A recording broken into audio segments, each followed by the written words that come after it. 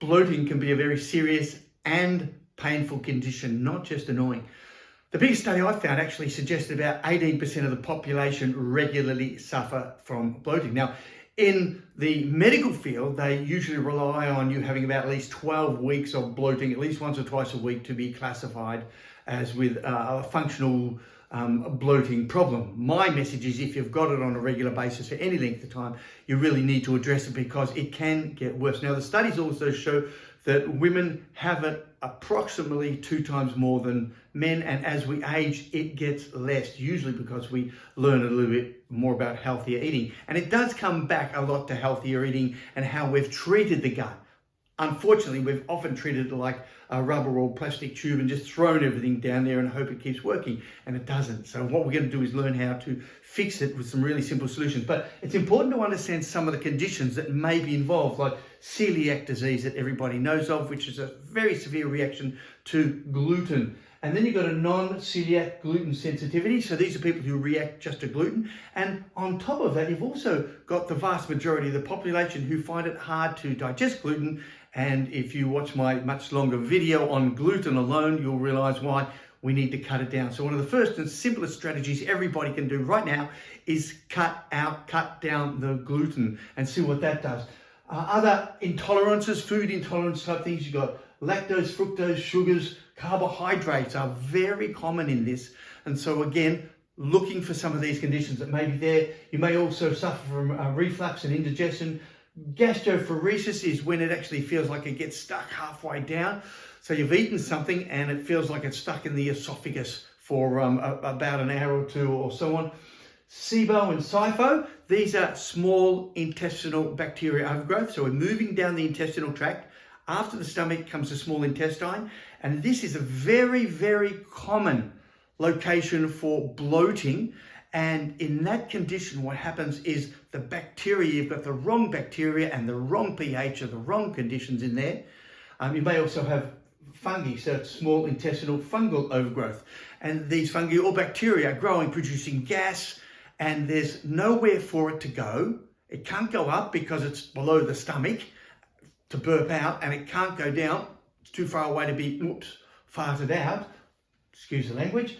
And as a result, you end up with a bloating sensation around your stomach. Now, again, I've got a whole video on fixing SIBO linked in with this. And one of the conditions that's a little bit more unique to SIBO than other bloating is you also get brain fog. And this is because of the buildup of something called lactic acid, basically, in the brain, which is great when you finish your exercise, but it doesn't clear out in your muscles and it doesn't clear out in your brain. And so as a result, with SIBO, you can often feel a little bit of muscle fatigue and brain fogginess. You've got IBS and IBD, irritable bowel syndrome, and inflammatory bowel disease. This is a more serious condition there.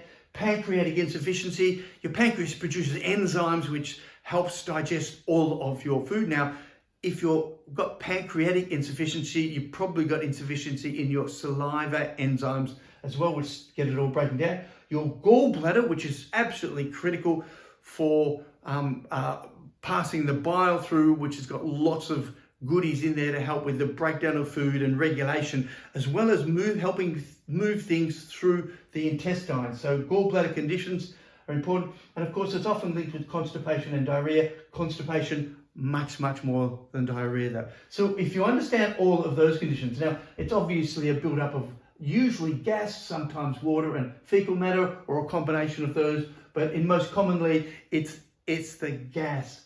You've also got other conditions that are sometimes linked with it, and these include diabetes, your autoimmune conditions, and hypothyroidism. And again, I talk a lot about that in the longer video on YouTube to do with SIBO, small intestinal bacteria overgrowth. Some of the conditions associated and linked with that, low stomach acid. Now, if you're not digesting in the stomach, everything sits there and everything slows down. The pH of the stomach determines how well the digestion occurs, but also how fast everything starts to move through the gut. And when I'm talking about moving through the gut, I'm talking about the stomach, small intestine, large intestine, and out at the other end, literally. And the stomach acid sets all of those parameters off. So we have to make sure we've got good stomach acid.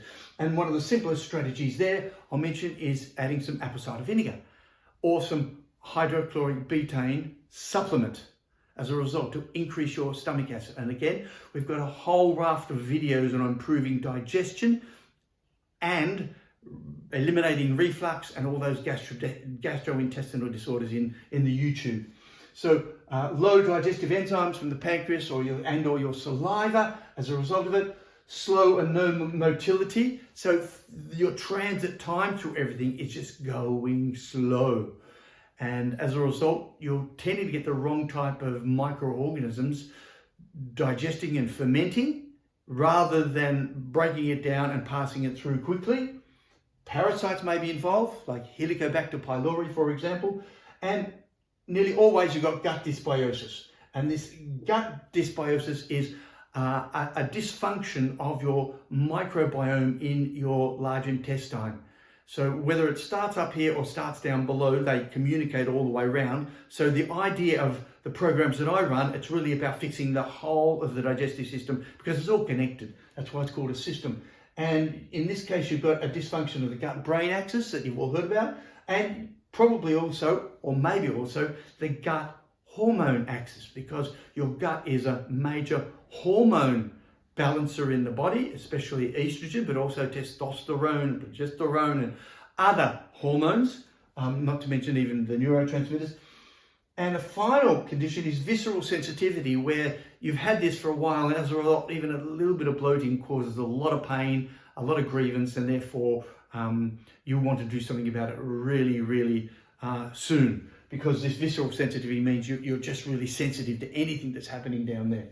So some of the really simple solutions that come up repeatedly in all of the scientific studies, and there are hundreds and hundreds of studies on all of these, but the probiotics, and they're the four, these are the two that have come up more recently, Bacillus subtilis and Bacillus coagulant.